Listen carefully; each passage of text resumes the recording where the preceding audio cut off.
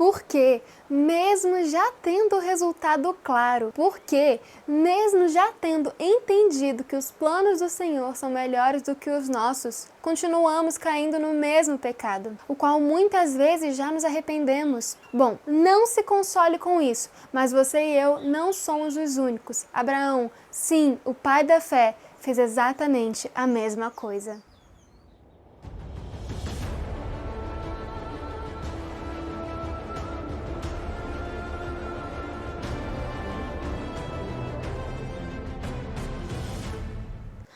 Olá, meu nome é Carol, sou cristã e historiadora e hoje vamos estudar o capítulo 20 de Gênesis, que não vai nos trazer muita novidade, e isso por um único motivo, que é o fato de já termos visto essa história antes. E é assim que percebemos que, mesmo conhecendo a história e os resultados dela, acaba ficando fácil de cair nos mesmos erros. Imagina então se deixássemos de lado o conhecimento da história, aí sim que repetiríamos infinitamente os mesmos e muitos piores erros.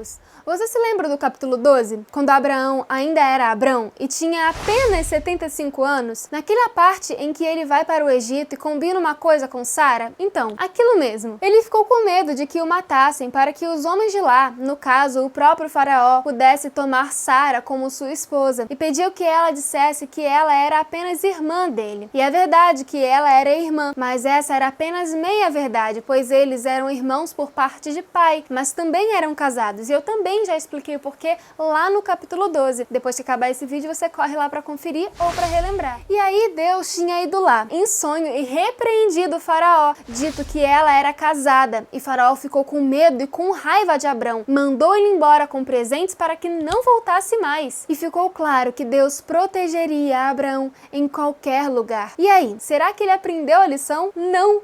Ele fez de novo, cometeu o mesmo erro, e o capítulo 20 vai literalmente só relatar esse fato. Então vamos lá. Após a destruição de Sodoma, Abraão saiu de onde ele estava e foi para o sul, passando por alguns pontos e peregrinando em Gerar. Só que em vez de confiar em Deus e em suas promessas, ele não desfez aquele trato que ele tinha com Sara. E ele pediu novamente que ela dissesse que ela era apenas a sua irmã. E o rei Abimeleque então mandou que buscassem ela para que ela fosse mais uma de suas esposas ou concubinas. Porém, Deus, misericordioso e tendo um propósito maior para Sara, vai ter com Abimeleque em sonho, da mesma maneira como teve para Faraó, e o repreende dizendo que ele não era nada além de um homem morto, pois aquela mulher era esposa de um homem. Mas o rei ainda não tinha chegado a tocar nela e retrucou com Deus, perguntando se ele mataria uma nação justa, sendo que ele havia feito aquilo sem maldade e com pureza no coração, pois toda a informação que ele recebeu, tanto de Sara como de Abraão, era apenas que eles eram irmãos. Abimeleque fica preocupado e até mesmo aterrorizado, mas Deus o tranquiliza, dizendo que sabia que ele havia feito aquilo na integridade do seu coração e que por isso ele mesmo havia impedido que ele tocasse em Sara. Mas ao mesmo tempo ele ordenou que ele restituísse ela a seu esposo, porque ele era um profeta,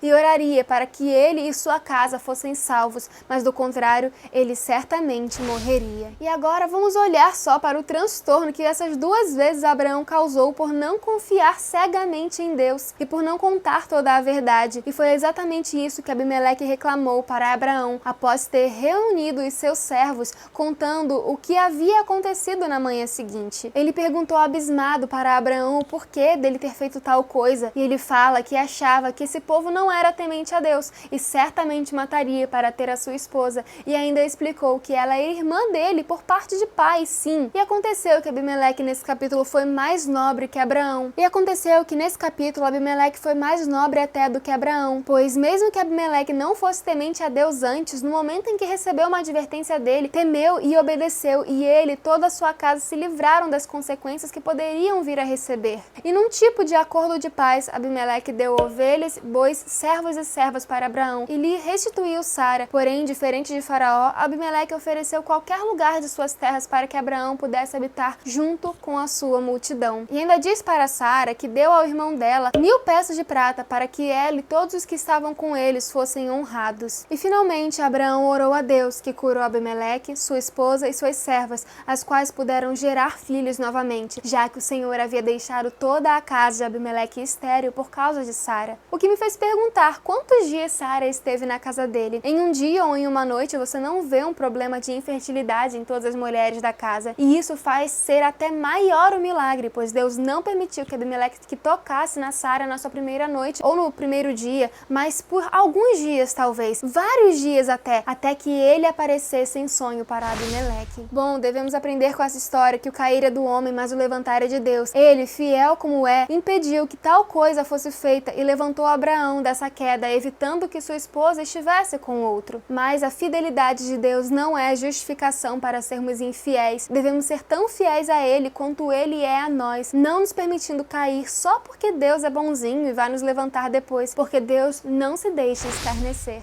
E é isso, fiquem com a graça de Jesus sempre em seus caminhos, se inscrevam no coração. No coração é ótimo. E é isso, fiquem com a graça de Jesus sempre em seu coração e se inscrevam no canal. Até o próximo capítulo. Tchau!